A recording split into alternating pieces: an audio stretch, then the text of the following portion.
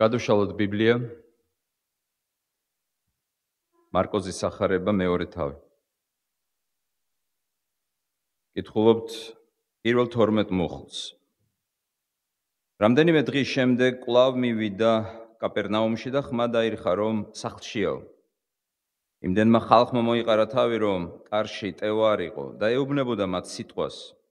მივიდნენ და მიუყვანეს დავრდომილი, რომელიც 4-ს მოჰყავდა და რადგან მასთან მიყვანა შეუძლებელი იყო ხალხის გამო, იმ სახლს გადახადეს სახურავი, სადაც იგი იმყოფებოდა, ჩათხარეს ხვრელი და ჩაუშვეს საწოლი, რომელზედაც დავრდომილი იწვა.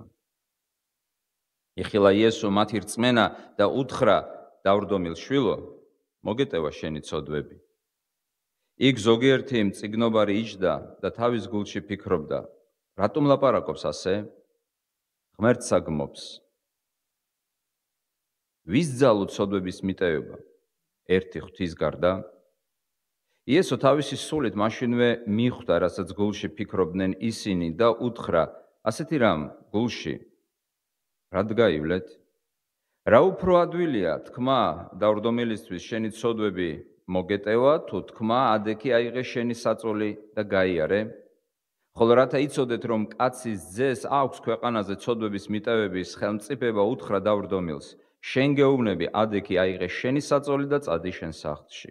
ადგა მყისვე, აიღო თავისი საწოლი და გამოვიდა ყველას თვალწინ და ყველა განცვიფრდა და ადიდებდა ღმერთს, ამბობდნენ, არასოდეს გვინახავს მსგავსი რამ. ეს არის უფლის სიტყვა.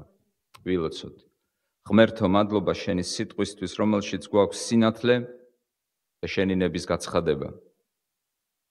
გევედრებით მორჩილად სული წმიდის მადლით, მოგვანიჭე, რათა ჩავწვდეთ შენს ჭეშმარიტებას. მოგვივლინე შენი თანდასწრება დღეს, აქ ამ ადგილას. გაგვაგონე შენი ხმა ჩვენს გულებში. მოგვიცი, რათა ვერწმუნოთ შენს ძეს ქრისტეს, ამ რწმენი დავიმკვიდროთ საუკუნო სიცოცხლე და ეს რწმენა ვაუწყოთ გაბედულად სამყაროს. ჩვენ გთხოვთ იესო ქრისტეს მიერ. ამინ. ერთი მართლმადიდებელი განმარტებელი პროტოპრესვიტერი საუცხოდ ამბობს, უფალი იმყოფება პეტრეს სახლში და მისი თანდასწრების გამო ეს სახლი გადაიქცა უფლის სახლად. ასე იწყება ჩვენი თხრობა. რამდენიმე დღის შემდეგ კვლავ მივიდა კაპერნაუმში. ხმა დაირხა, რომ სახლშიაო. ჩვეულებრივი სახლი გადაიქცა უფლის სახლად. რატომ? იმიტომ რომ იქ უფლის თანდასწრება იყო. ჩვენ შეიძლება გავაგრძელოთ ეს აზრი და ვთქვათ, ის სახლი, სადაც უფალი არ არის, სადაც უფლის თანდასწრება არ არის, ხდება ცარიელი. იესო ქრისტემ თავის თანამედროვეებს უთხრა ძალიან მკაცრი სიტყვები. ამიერიდან თქვენი სახლი რჩება ოხრად. აი სიტყვა ოხრად აგრეთვე ითარგმნება როგორც გამოცარიელებული, გაუდაბნოებული, დატოვებული, მიტოვებული. რას სახლზე ლაპარაკობდა ქრისტე, როდესაც მან უთხრა მათ, თქვენი სახლი რჩება ოხრად. მე-12 საუკუნის ცნობილი ბიზანტიელი ღვთისმეტყველი ექვთიმე ზიგაბენი განმარტავს და ამბობს, რომ ქრისტე გულისხმობდა ტაძარს. თქვენი სახლი გრჩებათ ცარიელი. რატომ? ვერ მიხილავთ მე, ამბობს უფალი. ვიდრე არ იტყვით, კურთხეულია უფლის სახელით მომავალი. რას ნიშნავს ეს ყველაფერი?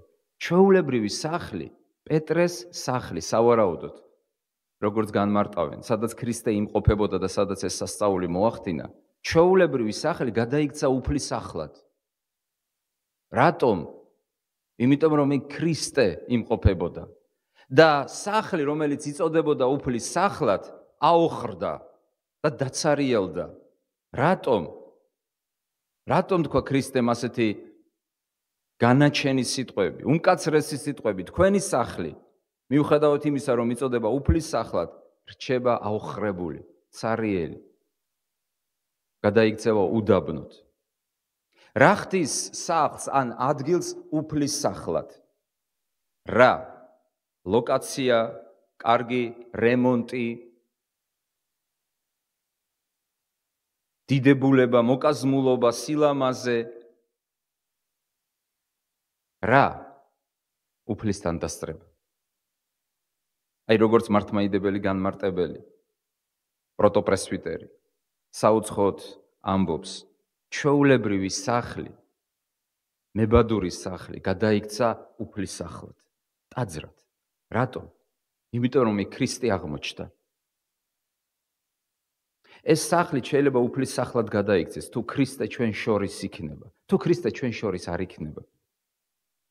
რაც არ უნდა გავაკეთოთ. რაც არ უნდა მოვიმოქმედოთ, რაც არ უნდა ვილოცოთ, ვიკითხოთ, შევიკრიბოთ, რაც არ უნდა ბევრნი ვიყოთ, რა ხდის სახლს უფლის სახლად? ერთადერთი რამ. უფლისთან დასწრება. მებადური პეტრეს სახლი გადაიქცა უფლის სახლად, იმიტომ რომ იქ ქრისტე იმყოფებოდა. ხოლო ის დიდებული შენობა, რომელზეც მოწაფეებმა უთხრეს ქრისტეს, შეხედე რა დიდებული შენობა არისო. იესომ თქვა, თქვენი სახლი დაგრჩებათ აოხრებული, ცარიელი, იმიტომ რომ ამ სახლში მე ადგილი არ მომინახეთ. ეს როგორც შესავალი ჩვენი დღევანდელი საუბრისა. ახლა კი მთავარი თემა. აი ამ სახლში, სადაც უფალი აღმოჩნდა, მოიყვანეს დავრდომილი, პარალიზებული ადამიანი, 4 მოიყვანა. ქრისტემ შეხედა მათ და როგორც წმინდა მარკოზი გვეუბნება, იხილა მათი რწმენა. რწმენა გახდა თვალსაჩინო, ხილული, დასანახი. რა გააკეთა მათმა რწმენამ? რანაირად გახდა ეს რწმენა ხილული? 3 რამ, რაზეც მინდა ჩვენ დღეს გავამახვილოთ ყურადღება. პირველი,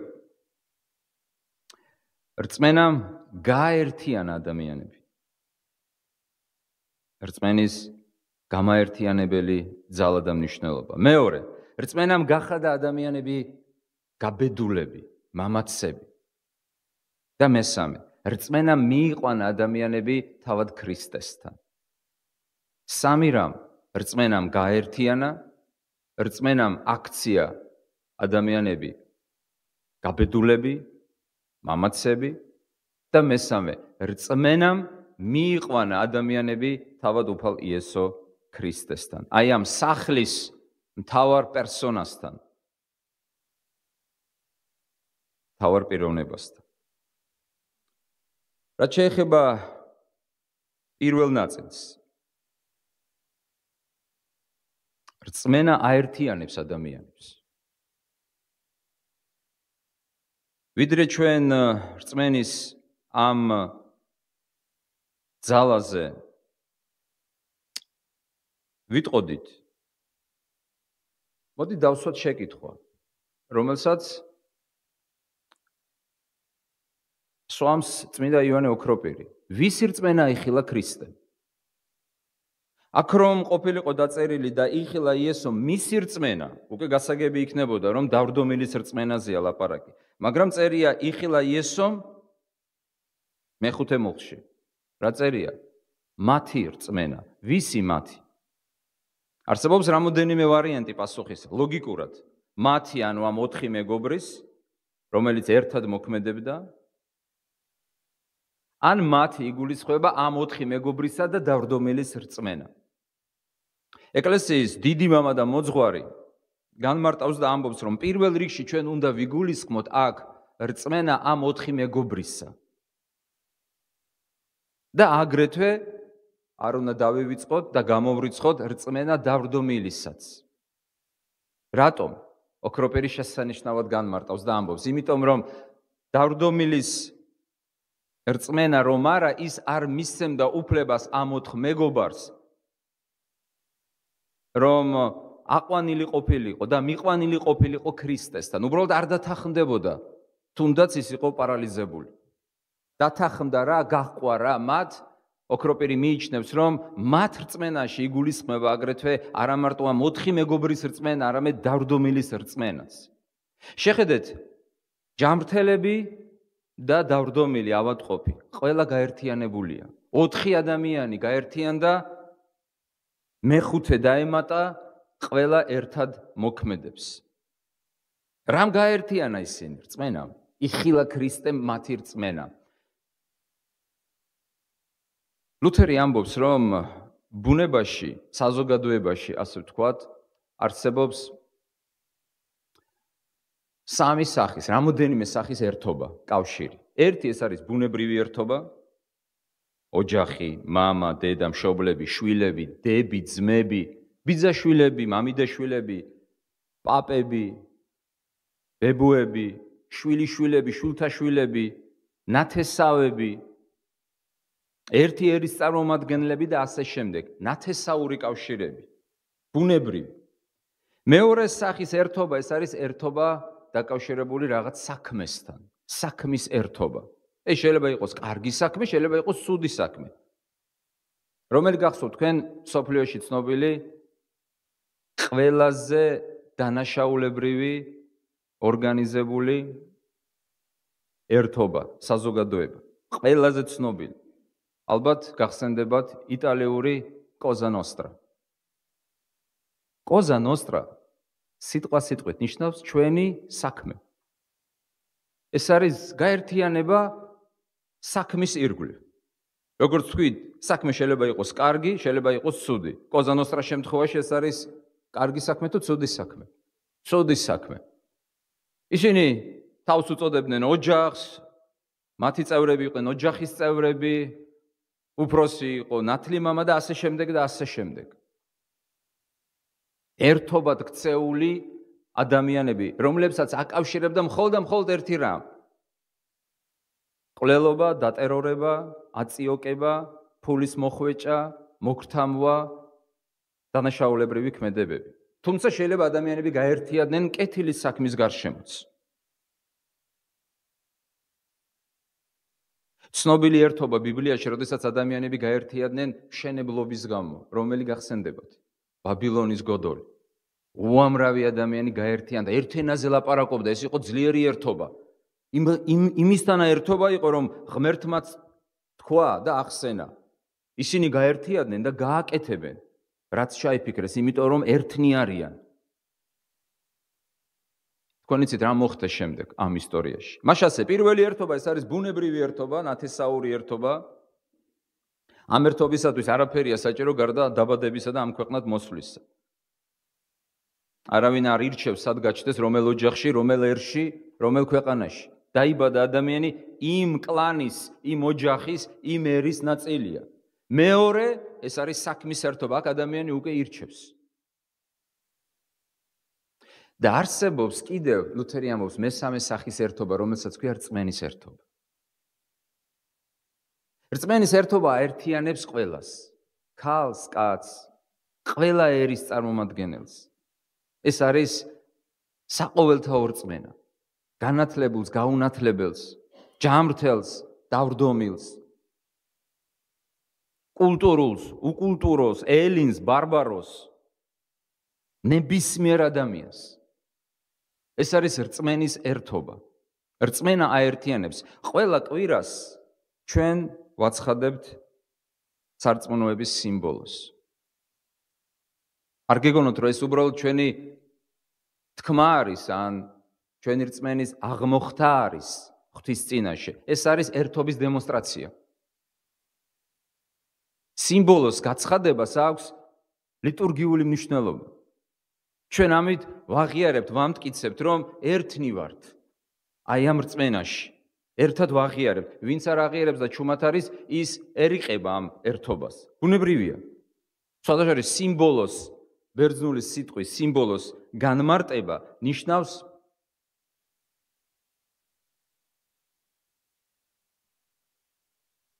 ერთი რაღაც ნივთის, საგნის, გატეხილ ნაჭრებს, რომლებსაც იყენებდნენ ვინაობის დასადგენად. როდესაც აი ამ გატეხილ ნაჭრებს ერთმანეთს აერთებდნენ.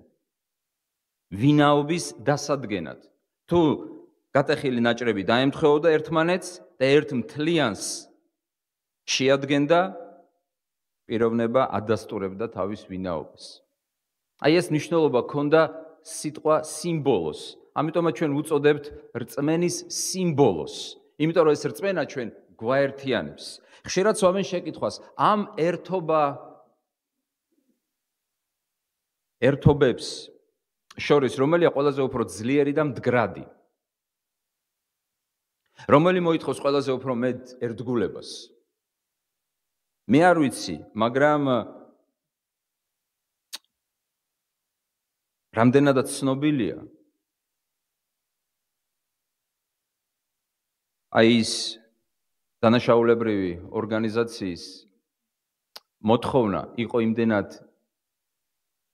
ალბათ, რამდენადაც ეს ვიცი გამიგია, წამიკითხავს, იმდენად კაცრი, რომ ადამიანს უნდა დაეთმო თავისი პირადი ინტერესები აი ამ დანაშაულებრივი ორგანიზაციის სასარგებლო დაც.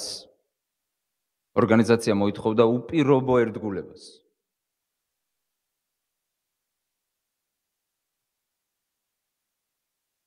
და ამით აცხადებდა თავის ორგანიზაციას და ერთობას უფრო მნიშვნელობას ვიდრე სხვა დანარჩენს. მაგრამ რას ამბობს საღვთო წერილი? აი ამ სამ ერთობას შორის, როგორ ფიქრობთ, ყველაზე უფრო ხანგრძლივი, ყველაზე უფრო ძლიერი, ყველაზე უფრო მნიშვნელოვანი, გადამწყვეტი რომელი ერთობა? ოჯახური, საქმესთან დაკავშირებული, საქმიანი თუ სულიერი, ანუ რწმენის ერთობა. ერთხელ ქრისტესთან, რომელიც ატარებდა მსახურებას, მოვიდნენ მისი დედა, დები და ძმები. გახსოვთ ხომ სახარებაში? მამა არ ჩანს. კომენტატორები ფიქრობენ, რომ ამ დროს მისი მიწიერი მამობილი უკვე გარდაცვლილი იყო. მოვიდნენ დედა, ძმები და დები. და უთხრეს, შენიანები მოვიდნენო. იესომ გადახედა თავის მეინახეებს, დამსწრეებს, თავის აუდიტორიას, ვისაც ასწავლიდა, ვისთანაც იყოფებოდა და თქვა, ჩემი და, ჩემი დედა, ჩემი ნათესავები არიან ისინი, ვინც ღვთის სიტყვას ასრულებენო. ჩვენ ხედავთ, რომ ქრისტეს სიტყვების თანახმად არა მარტო ის ლაპარაკობს რაღაც სხვა სახის ნათესაობაზე, ერთობაზე, კავშირზე, არამედ ამ კავშირის ამაღლებულ მნიშვნელობაზე.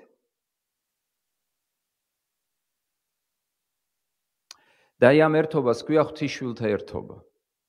იმ ადამიანთა ერთობა, რომლებიც იშვნენ ღვთისგან, რომელთაც ირწმუნეს იესო ქრისტე.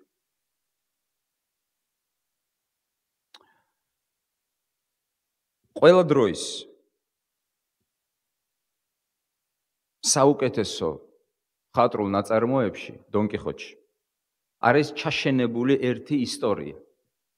არ ვიცი, გაგახსენდება თუ არა თქვენ ეს ისტორია. ეს არის ანსელმოსა და ლოტარიოს ისტორია. ორი მეგობარი იყო. მოკლედ, ანსელმოს ყავდა ცოლი, რომელიც ძალიან უყვარდა, კამილა. და გაუჩნდა ეჭვი ცოლის მიმართ. და ფიქრობდა, რომ კი არის ჩემი ცოლი კარგი, კი უყვარვარ მე, მაგრამ ჩემი ერთგული იქნება ყველა შემთხვევაში და თავის უახლოეს მეგობარს ლოტარიოს თხოვა მისი შეცდენა. გაგახსენდათ ეს ისტორია? და ეუბნება თავის უახლოეს მეგობარს, თავის ძმაკაცს. ვერავის ვერ ვეტყვი ამას და ვერავის ვერ ვანდობ ჩემს საქმესო. ამაზე ლაპარაკი რცხვენო და კიდეც. მაგრამ შენ განდობო, შემიცდინე ცოლიო. ლოტარიოს თხოვს ანსელმო შემიცდინე ცოლიო. რომ მიხსნა და დამაკმაყოფილო და დამამშვიდო ჩემო ძმაო. შენ ჩემი ძმა ხარ, გენდობი გთხოვ, ყველა ღონე იხმარე, ოღონდ შემიცდინე კამილაო. თუ ის გაუძლებს განსაცდელს, დავრწმუნდები, რომ ჩემი ერთგული არა შიშის გამო, პატივის გამო, არამედ ნამდვილად უყვარვარო და საბოლოოდ დამამშვიდებო. არ ვიცით, შეაფასეთ მორალურად, როგორი თხოვნა არის ეს ძმაკაცებს შორის, ძმებს, ასე ვთქვათ, ძმობილებს შორის. ეს ადამიანი იტანჯებოდა ეჭვების გამო და უნდა გამოეცადა, ვისთვის მიენდო ეს საქმე, თუ არა ლოტარიოსთვის. და ახლა ყურადღებით, რა უპასუხა ლოტარიო? და თქვენ ამის შემდეგ იტყვით, რომ დონ კიხოტი ეს არის უბრალოდ გასართობი წიგნი? ეს მართლაც ყველა დროის უდიდესი რომანია. აი წავიკითხავ ლოტარიოს პასუხს. და შევადაროთ საღვთო წერილს. ნახეთ რას ამბობს. არავითარ მეგობრებს არ შეუძლიათ მეგობრობას ის მოთხოვონ, რაც ღვთის მცნების წინააღმდეგია. არის თუ არა ეს ბიბლიური პასუხი? ვიმეორებ კიდევ ერთხელ. მეგობრობა ხომ ძლიერი რამ არის? ეს ხო ერთობაა? ეს ერთობა ანსელმო და ლოტარიო იყო დამეგობრებული ადამიანები, ძმობილები იყვნენ. მაგრამ ისეთი რაღაცა მოთხოვა მეგობარს, ოღონდ როგორ მოთხოვა? ასე ვთქვათ, სინდისჯეს შეაგდო, შენ ხო ჩემი მეგობარი ხარ. მიხსენი, დამამშვიდი, აღარ შემიძლია ვიტანჯები ჩემი ეჭვების გამო. კამილასთან დაკავშირებით. შეაცდინე ჩემი ცოლი. ყველაფერი გააკეთე. დაეუბნება ის. არავითარ მეგობრებს არ შეუძლიათ მეგობრობას ის მოთხოვონ, რაც ღვთის მცნების წინააღმდეგია. რა დააყენა მან უფრო მაღლა, რომელი ერთობა? წმენის ერთობა. შეხედეთ რას ამბობს შემდეგ. და თქვენ ამის შემდეგ არ წაიკითხავთ დონ კიხოტს. ჩვენ ქრისტიანებს ეუბნება ლოტარიო. განა ძვალ რბილში არ უნდა გქონდეს გამჯდარი ეს რწმენა. რაზე ვსაუბრობ დღეს? რწმენაზე, იესო მიხილა მათი რწმენა. ჩვენ, რომელთაც ვიცით, რომ არავითარ ადამიანურ გრძნობას, ღვთაებრივი გრძნობა მსხვერპლად არ შეეწირება. განა ეს ბიბლიური არ არის? არავითარ ადამიანურ გრძნობა, ზოგი ამბობს, რა ვქნა შემიყვარდა. მერე ღვთის სიყვარული სადღაა რომ შეგიყვარდა. ღვთის სიყვარული სიყვარულების სათავეში განა არა დგას შენთვის. რა ვქნა რომ შემიყვარდა? ნახეთ ლოტარიოს პასუხი. არავითარ ადამიანურ გრძნობას, ღვთაებრივი გრძნობა მსხვერპლად არ შეეწირება. არ შეიძლება ღვთაებრივი გრძნობა, რას ნიშნავს ღვთაებრივი გრძნობა? ღვთის სიყვარული. არ შეიძლება მოუტანო მსხვერპლად ღვთის სიყვარული ნებისმიერ გრძნობას. ნებისმიერ. ამიტომაც თქვა ქრისტემ, ვინც შეიყვარებს თავის დედას, მამას, ძმას, მეუღლეს, ბიძაშვილს, თავის თავსაც უფრო მეტად ვიდრე მე და მოიტანს მსხვერპლად ჩემს სიყვარულს, მან აცვლებს მე ღვთის მცნებას ანაცვლებს ადამიანურ გრძნობას, თუნდაც მეგობრობას, თუნდაც სამსახურს, ნებისმიერ ამას, განათლებას, კარიერას. განა ჩვენო ამბობს ლოტარიო ქრისტიანებს ეს ძვალბილში არ უნდა კონდესო გამჯდარიო. რატომ არ გვაქვს ჩვენ ეს ძვალბილში გამჯდარი? რატომ შეიძლება პატარა უცბად ერთ პირველივე შესახვევში დავთმოთ ღვთის გრძნობა ადამიანური გრძნობის სასარგებლოდ? რატომ არა გვაქვს? რატომ არ უნდა კონდეს ეს გამჯდარი ძვალსა და რბილს შორის? რატომ არ უნდა იყოს ჩვენი ნაწილი ეს, რომ ღვთის გრძნობა, ღვთაებრივი გრძნობა არ შეიძლება მსხვერპლად იყოს მოტანილი არავითარი გრძნობის ნაცვლად. და ბოლო ფრაზა ლოტარიოსი. რას იტყვიან იმ კაცზე, ვინც თავის საღვთო მოვალეობას დაარღვევს, აქაოდა ამას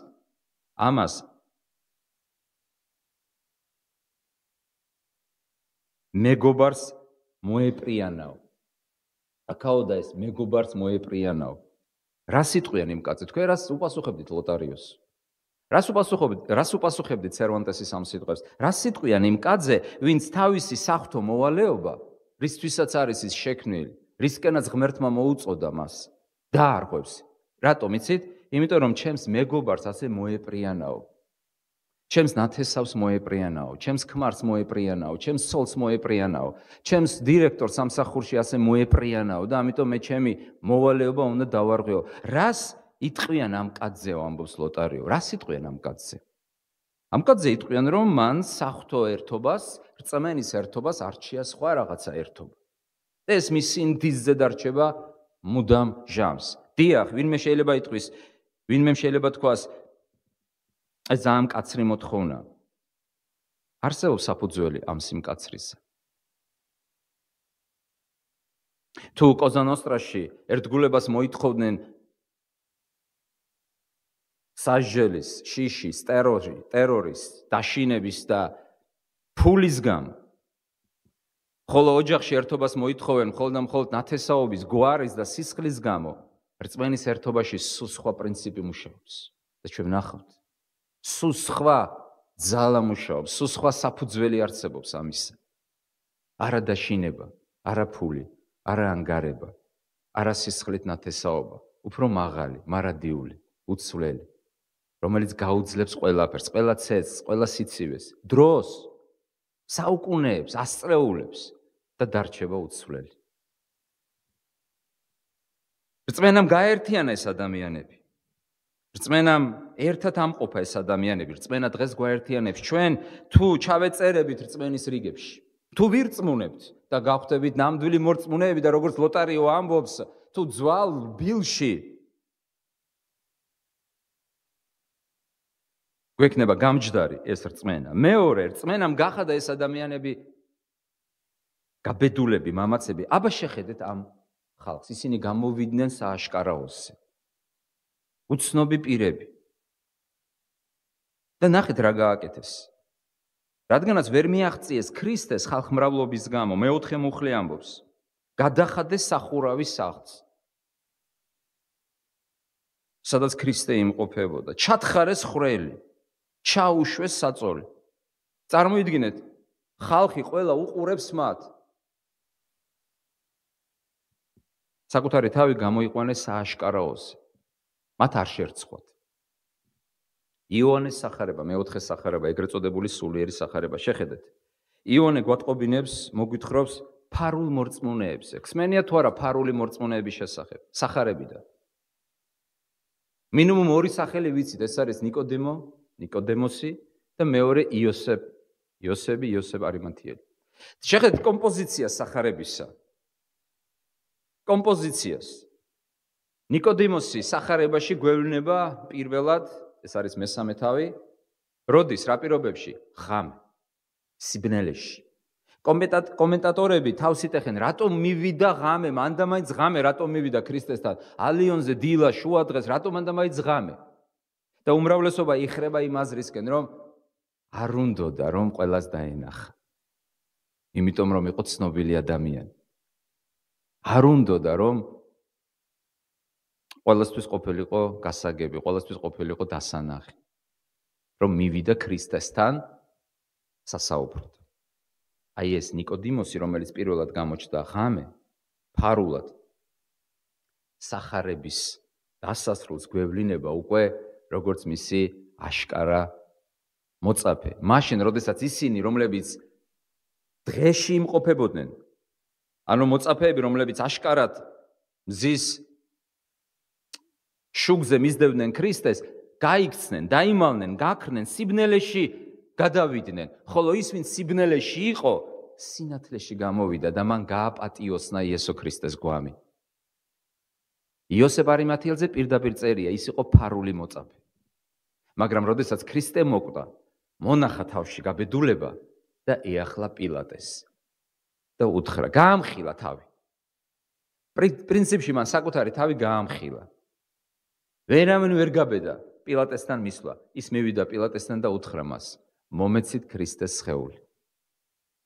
არ ვიყავი მისი მოწაფე ამ სხეულის სიცოცხლის დროს, გავხდები მისი მოწაფე. ახლა მაინც მივაგებ მას პატივს და დავასაფლავებ. ფარული გადაიქცა გაბედულად. იმ დროს ეს მართლა დიდი გაბედულება იყო. თქვენ შეიძლება თქვათ, კარგი კომპოზიცია მშვენიერია. სიბნელეში გამოჩნდა ნიკოდემოსი, სინათლეში ყოფი მოწაფეები გადადიან სიბნელეში, იკარგებიან, როდის მოხდა ქრისტეს დაპატიმრება? ღამით. მოწაფეები გარბიან როდის? ღამე. იკარგებიან სიბნელეში. ეს არის კომპოზიციური გადაწყვეტა. ეს არ არის უბრალოდ თხრობა, ამბები. ეს არ არის ქრონიკა. ეს არის ჟანრი. სიბნელეში ნიკოდემოსი ჩდება პირველად, ხოლო შემდეგ დასასრულს ის დღეში გვევლინება, დღის შუგზე გვევლინება. მოწაფეები, რომლებიც პირველად გვევლინებიან დღის შუგზე, დასასრულსად ქრებიან სიბნელეში. რას ნიშნავს ეს ყველაფერი? ეს იმას ნიშნავს, მეგობრებო, რომ ყველაზე გაბედული შეიძლება ლაჩრად გადაიქცეს. და ყველაზე ლაჩარი შეიძლება გახდეს გაბედული. ამას აკეთებს რწმენა. რწმენის დაკარგვა ადამიანს ლაჩრად აქცევს, ხოლო რწმენის შეძენა ადამიანს გაბედულად ხდის. აი რას ნიშნავს ეს? მათ გაბედეს, იმიტომ რომ მათ დაიჯერეს. რატომ რცხვენოდათ, რატომ უпростоრად იყვნენ ისინი ფარული მოწაფეები? ჩვენი რწმენის დასამალად ძირითადად ძველი დროიდან მოყოლებული, ანუ სახარების დროიდან მოყოლებული არსებობს ორი ძირითადი მიზეზი. რატომ მალავს ადამიანი თავის რწმენას? ორი. მალავს, ანუ სადაც ცხოვრობს, მალავს, სადაც მუშაობს, მალავს, სადაც დადის, რო ეკითხებიან, გწამს თუ არა ქრისტე, რაღაცნაირად პასუხობს, არ აფიშირებს, დამალულია, შენიღბულია, აგენტია. შეიძლება გულში წამდეს, მაგრამ არ ამბობს. ორი მიზეზი არსებობს ძვირფასება, ორი ძირითადად. პირველი სირცხვილია, რა სიტყვია? უხერხულია. თუ ის აღმოჩნდა იმ გარემოში, სადაც ძირითადად არიან სხვა რწმენის, ან ურწმუნოები, ან აგნოსტიკოსები და ასე შემდეგ. მას რწმენია თქვას, რომ ქრისტეს მორწმუნეა, რომ არის ჯოჯოხეთი 64, როცა შეეკითხებიან პირდაპირ და იწყებს თაკილს და ასე შემდეგ. და მეორე ეს არის შიში. შიში, დაჟი შიში. გახსოვთ მეცხრე თავი, იოანეს სახარება. ქრისტემ განკურნა ბრმად შობილი. მშობლებს ეკითხებიან, იყო თუ არა შენი შვილიო? როგორ პასუხობენ? ხო შეეძლოთ ადამიანურად ეთქვათ, კი, შენი შვილია, რა თქმა უნდა, უფალმა განკურნა, დიდება ქრისტეს. არა. როგორ პასუხობენ? უკმეხად. კია, ჩვენი შვილი, მაგრამ დასრულია, მას შეეკითხეთ. იქ წერია რატო? იმიტომ რომ ეშინოდა, სინაგოგამ გადაწყვიტა, ყველა ვინც აღიარებს იესოს, განკვეთილ იქნება. რას ნიშნავს განკვეთილ იქნება? განკვეთილ იქნება იმ დროს, იმ კულტურაში, იმ კონტექსში ნიშნავს ცოცხალი მკვდარი. ანუ განკვეთილი ნიშნავს არავინ არ სვამს მასთან წყალს, არავინ არ მეგობრობს, არანაირი სოციალური სამედიცინო დახმარება მას აღარ აქვს, გარიყულია, კეთროვანია, დამთავრდა, მოკვდა, განადგურდა.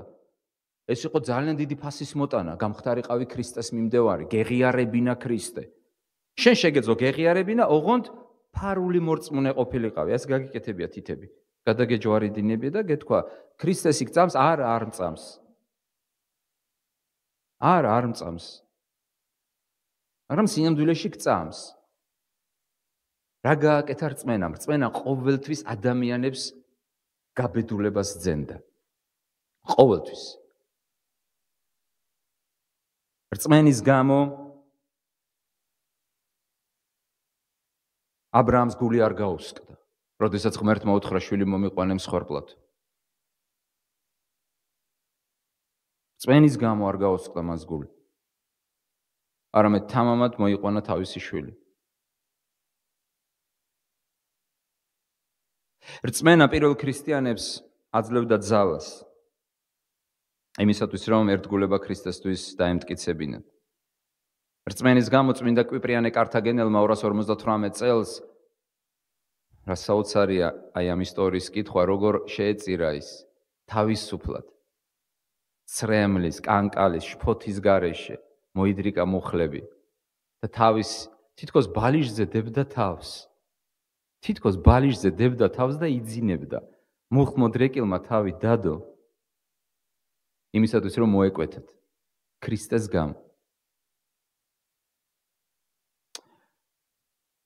შეიძლება რწმენას მოყვეს გარკვეული არეულობა, როგორც აი ამ შემთხვევაში მოყვა არეულობა.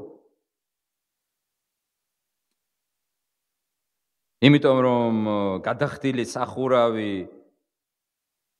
ხრელი, გათხრილი, ეს ყველაფერი არეულობა.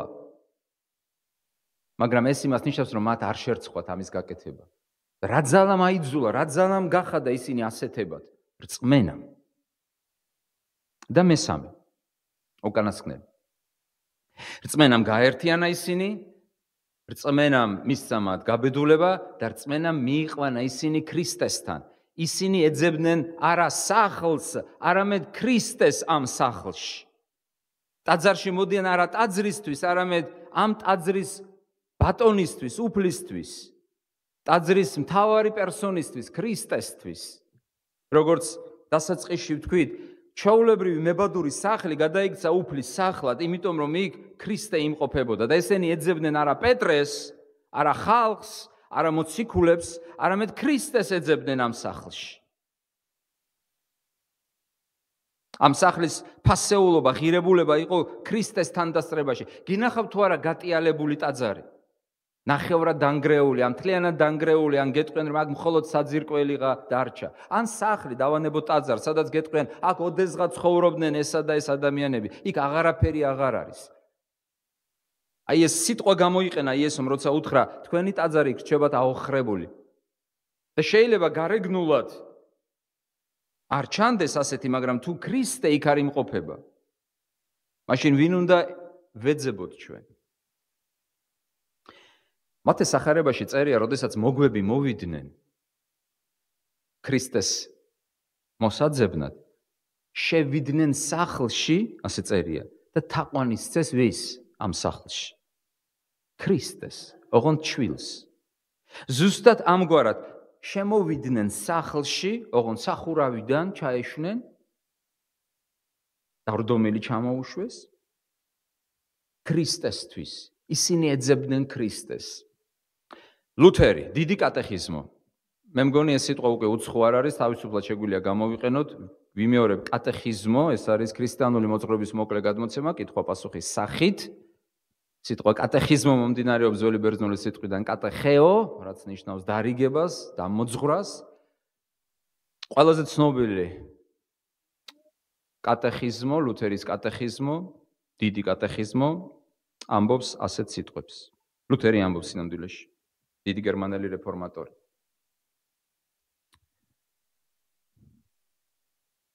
აი რას ამბობს ის? რწმენა შეიძლება იყოს როგორც ჭეშმარიტი, ასევე მცდარი. რაზე ეს დამოკიდებული? რეფორმატორი განმარტავს. რწმენა არის ჭეშმარიტი, თუ მას ჟერა ჭეშმარიტი ღმერთის. რწმენა, პირიქით ამბობს ის, არის მცდარი, თუ მას ჟერა ცრუ ღმერთის. ლუთერი აკეთებს დასკვნას. რწმენას შეუძლია წარმოშვას როგორც ღმერთი, ასევე კერპი. ალბათ თქვენ გინახავთ, არ ვიცით. ბათუმში დადის ავტობუსები ბანკის რეკლამით. მხოლოდ ირწმუნე, რაღაც ასეთი შინაარსია, ორი სიტყვა, მხოლოდ დაიჯერე. გაგრძელების გარეშე, მთავარია დაიჯერო. თუ არ აქვს მნიშვნელობა რისი დაიჯერო. უბრალოდ დაიჯერო თუ რისი დაიჯერო. კატეხიზმო ამბობს, უბრალოდ დაჯერება წარმოშობს ან კერპს, ან ღმერთს. თუ შენი რწმენის ობიექტი არის ჭეშმარიტი, მაშინ შენი რწმენა ჭეშმარიტია. თუ შენი რწმენის ობიექტი არის ცდარი, ტყუილი, კი ბატონო, მთავარია დაიჯერო, დაიჯერე. დაიჯერე. შემდეგ კატეხიზმო ამბობს, რა არის ღმერთი? ღმერთი რა არის? როცა პირველი მცნება ამბობს, რომ ჩვენ არ გვყავდეს სხვა ღმერთი, ერთი ღმერთის გარდა. ის, ვისაც შენ მიმართავ გაჭირვებისას, ვისგანაც ელოდები სიკეთეს, ვისაც თვლი შენს თავშესაფარად, ვისაც მიმართავ შენ, ვისაც მოუხმობ შენ, ვისაც ელი შენ, ის არის შენი ღმერთი.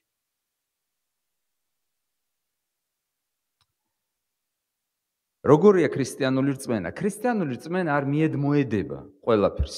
ქრისტიანული რწმენა არის ქრისტეცენტრული. ქრისტიანული რწმენის ობიექტი არის პიროვნება იესო ქრისტე. ქრისტიანული რწმენა არ ამბობს, თავარი აქ წამდეს, მე მწამს, ეს საკმარისია. კი, მაგრამ რისი ან ვისი გწამს? ან კერპს წარმოშობს რწმენა, ან ღმერთს წარმოშობს, ასე ვთქვათ, ჩვენს გულში. საბედნიეროდ ესენი ახლნენ ქრისტეს, რომელმაც მისცა ცოდვების მიტევება და ფიზიკური განკურნება. ახლა კი ყველაზე მთავარი. რატომ გახდა შესაძლებელი ის, რომ ამ ადამიანებს წარმოშობოდათ რწმენა, გაერთიანებულიყვნენ, გამხდარიყვნენ გაბედულები, მისულიყვნენ ქრისტესთან და შეეძინათ როგორც ცოდვების მიტევება, ასევე სხეულის განკურნება. რატომ გახდა ეს შესაძლებელი? იმიტომ რომ ვიდრე ისინი სახლს სახურავს გადახდიდნენ, ქრისტემ გადახადა ზეცას სახურავი და თვითონ ჩაეშვა ჩვენ სახლში, როგორც პარალიზებული. დიახ, როგორც დავრდომილი, როგორც უძლური, ის გახდა ადამიანი. ვიდრე ისინი გადახურავდნენ, უпростоრად სახურავს გადახდიდნენ და ხვრელს ჩათხრიდნენ ამ სახლში, ღმერთმა გადახადა სახურავი ჩვენი სახლის, ჩვენ სახლს, ჩვენ სამყაროს, ჩვენს მიწას, ჩვენს წუთისოფლს და ჩამოეშვა ზეციდან, როგორც უმწეო ბავშვი ჯერ. შემდეგ გაიზარდა და ჯვარზე მოკვდა, როგორც მსხვერპლი ჩვენი ცოდვებისთვის. ის ჩამოეშვა ზეციდან ანგელოსთა გალობით. ჩამოეშვა ზეციდან ანგელოსთა გალობით. თუ 4-მა ჩამოუშვა ეს დავრდომილი პეტრეს სახლში. როცა ქრისტე დაიბადა, ჩვენ ლუკას სახარებაში ვკითხულობთ, ზეციური მხედრობა შეიკრიბა და გალობდნენ, რომ დავითის ძე იშვაო, მაგრამ შეხედეთ როგორი იშვა.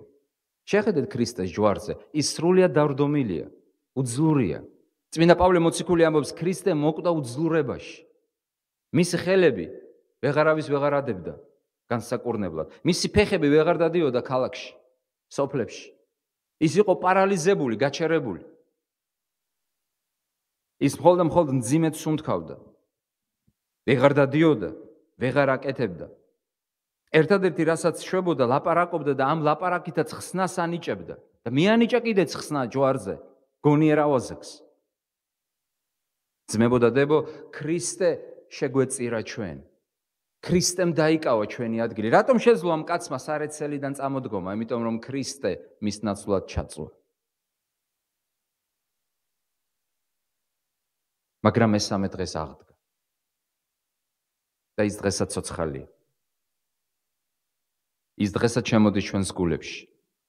მას დღესაც შეუძლია მოგვანიჭოს რწმენა, რომელიც გაგვაერთიანებს, რომელიც შეგვმატებს ხნეობას და რომელიც მოგვიყვანს ჭეშმარიტ ღმერთთან. ილოცოთ.